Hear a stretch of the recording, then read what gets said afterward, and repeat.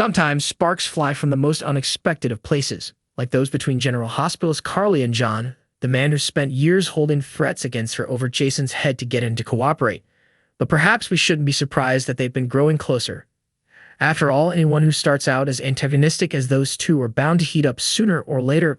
But the point remains that for years, John viewed Carly as little more than a means to an end to get Jason to do the FBI's dirty work.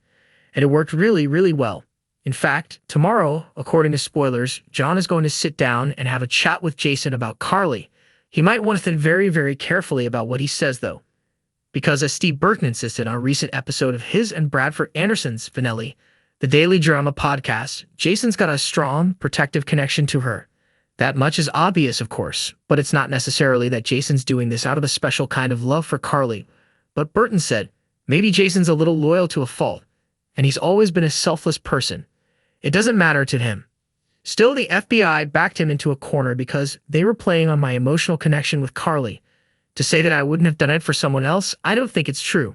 But going back to Carly, everybody knows that I would do this to Carly. So getting back to that talk John's going to have with Jason, he might not want to let on that the two are getting closer.